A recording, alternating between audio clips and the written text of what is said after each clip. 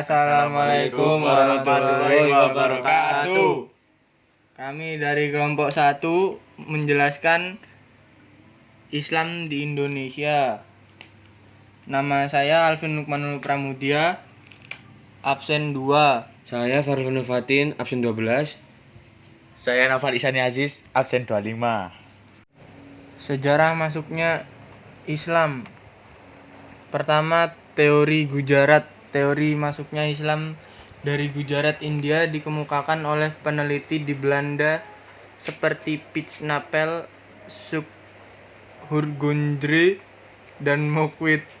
Berdasarkan teori ini diceritakan bahwa orang-orang Islam di Arab melakukan perjalanan ke Gujarat, India. Di sana Islam mazhab Syafi'i berkembang. Diajarkan oleh orang-orang ini. Lalu orang-orang dari Gujarat ini membawa ke Indonesia. Orang Gujarat sebelumnya itu memiliki hubungan dagang dengan Nusantara. Jadi membawa orang dari luar ke Indonesia itu jadi gampang. Teori Hijriyah. Teori ini menyebutkan bahwa Islam masuk ke Indonesia pada abad Hijriyah atau abad ke-7 Masehi. Ulama Buya Hamka mengemukakan bahwa Islam berasal dari tanah Arab atau Mesir yang dibawa para kaum musafir. Kaum Sufi atau musafir ini juga pernah diungkapkan oleh A.H. Jones bahwa mereka sering mengembara ke tempat-tempat di dunia untuk mendirikan kumpulan atau tarekat. 3. Teori Persia. P.A. Hossein Jajadiningrat mengemukakan teori datangnya Islam dari Persia ini karena banyaknya persamaan budaya Islam Indonesia dan Persia. Peringatan Asyura atau 10 Muharram untuk memperingati syahidnya Husain ini terdapat di kedua negara. Penggunaan ejaan membaca huruf Arab antara orang Indonesia dan Persia banyak memiliki kemiripan. Selain itu, ajaran Syekh Siti Jenar dengan ajaran Sufi Iran Al-Halaj juga memiliki kesamaan yang berkembang dalam bentuk puisi. Teori Muslim Cina.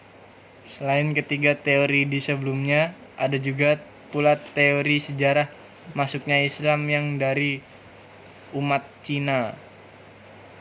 Teori ini dikemukakan oleh Slamet Mulyana dan Sumanto Al-Qurtubi. Ini bukan teori saya, tapi ditulis oleh salah satu profesor Indonesia yang sekarang mengajar di Arab Saudi, yaitu Profesor Al-Qurtubi. Budi menjelaskan bahwa pedagang Muslim Cina datang dan menetap di Indonesia melalui Palembang pada abad ke-9. Para pedagang Cina ini kemudian menjalin perkawinan dengan warga setempat hingga terjadi perkawinan seorang Cina dan Raja Brawijaya yang kelima, kemudian melahirkan anak bernama Jinbun atau yang lebih dikenal dengan Raden Patah. B. Sejarah penyebarannya. Penyebaran Islam di Nusantara pada awalnya didorong oleh meningkatnya jaringan perdagangan di luar kepulauan Nusantara. Pedagang dan bangsawan dari kerajaan besar Nusantara biasanya adalah yang pertama mengadopsi Islam. Kerajaan yang dominan termasuk Kesultanan Mataram dan Kesultanan Ternate di Tidore di Kepulauan Maluku di timur. Pada akhir abad ke-13, Islam telah berdiri di Sumatera Utara. Abad ke-14 di timur Laut Malaya, Brunei, Filipina Selatan di antara beberapa abdi kerajaan di Jawa Timur. Abad ke-15 Malaka dan wilayah lain dari Semenanjung Malaya. C. Saluran penyebarannya. 1. Saluran perdagangan. Saluran yang digunakan dalam proses Islamisasi di Indonesia pada awalnya melalui perdagangan dari para pedagang Arab, Persia maupun Gujarat. Hal ini sesuai dengan perkembangan lalu lintas, pelayaran dan perdagangannya di dunia yang ramai mulai abad ke-7 sampai 16 Masehi. Tidak hanya melakukan transaksi niaga, para pedagang dari Arab, Persia dan Gujarat mengenalkan ajaran dan nilai-nilai Islam kepada mitranya dari Indonesia lalu kepada masyarakat sekitar. Sebagai pedagang, mereka bisa bergaul luas dengan semua orang, sehingga suasana pelabuhan yang ramai menjadi kesempatan baik untuk mengenalkan ajaran Islam. Selanjutnya, sejumlah pedagang memutuskan untuk menetapkan dan mendirikan perkampungan yang tidak jauh dari pelabuhan maupun bandar perdagangan. Adanya masyarakat sekitar untuk mengenal jauh ajaran Islam, apalagi budi dan suri teladan yang ditunjukkan para pedagang semakin menarik banyak orang untuk memeluk agama Islam. 2. Saluran perkawinan. Saluran perkawinan adalah salah satu cara penyebaran Islam di Indonesia. Pedagang muslim yang menetap ada yang menikah dengan putri raja atau putri bangsawan setempat. Karena kedudukan pedagang ini terhormat di mata masyarakat, pihak pedagang mensyaratkan pihak calon istri untuk mengucapkan kalimat syahadat terlebih dahulu sehingga anak-anak hasil pernikahan mereka pun menganut agama Islam yang dianut orang tuanya. Perkawinan dengan putri kalangan bangsawan dan kerajaan juga membawa pengaruh lebih kuat dalam penyebaran Islam karena perkawinan yang membuahkan keluarga muslim yang soleh mempengaruhi istana untuk mendukung penyebaran Islam.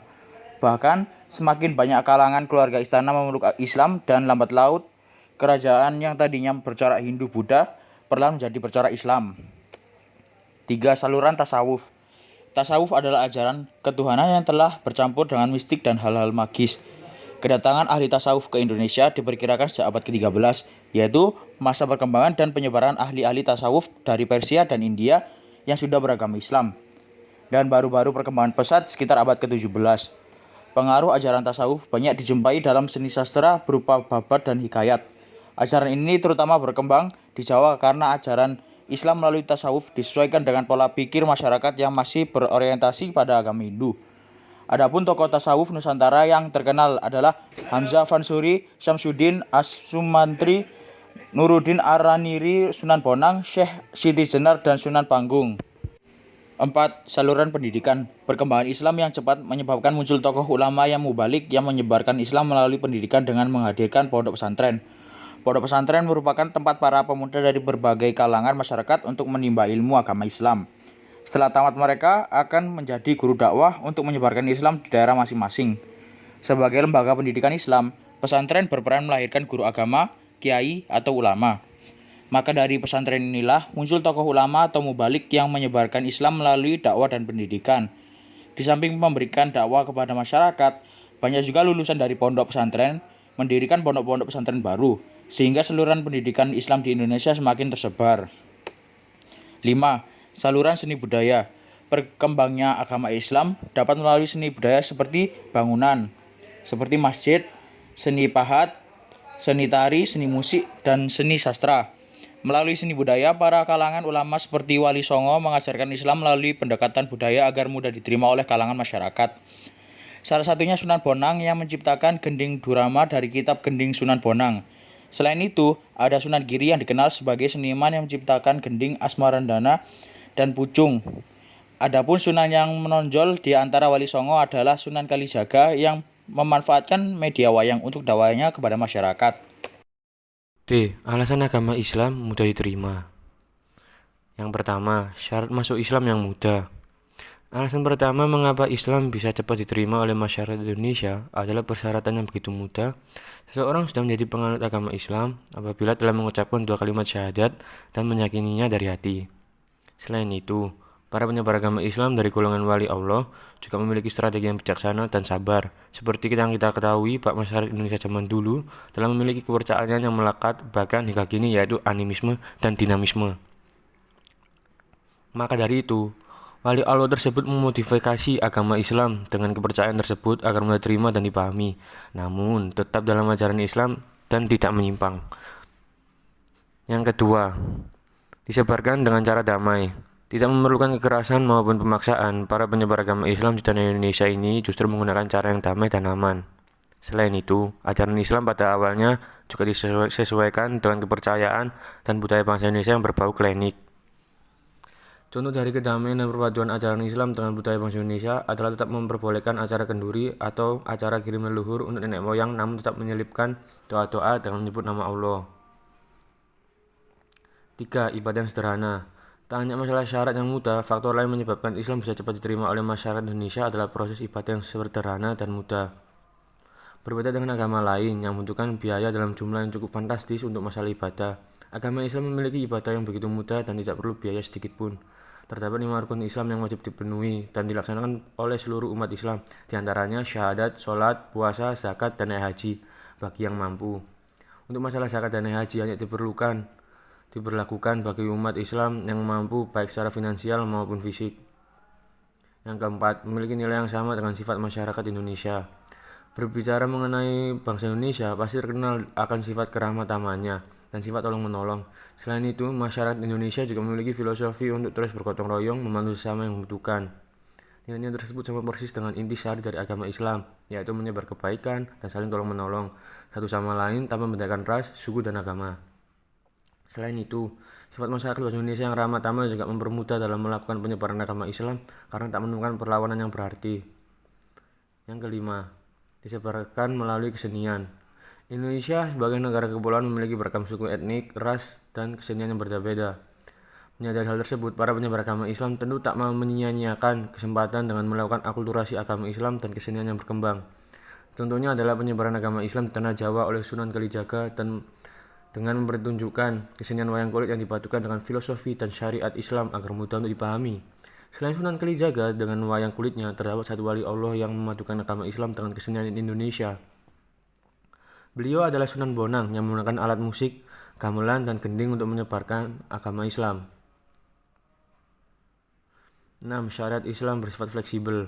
Selain syarat dan cara ibadahnya yang begitu mudah, terdapat satu faktor lain yang menjadi penyebab Islam diterima masyarakat Indonesia, yaitu syariat atau peraturan yang bersifat fleksibel dan tidak kaku. Salah satu contoh dari fleksibilitas syariat Islam terdapat dalam hal cara peribadahan, di mana ketika sedang sakit, umat Islam diperbolehkan untuk melakukan sholat dengan duduk, tidur, atau bahkan hanya melalui kedipan mata. Terima kasih. Wassalamualaikum warahmatullahi wabarakatuh.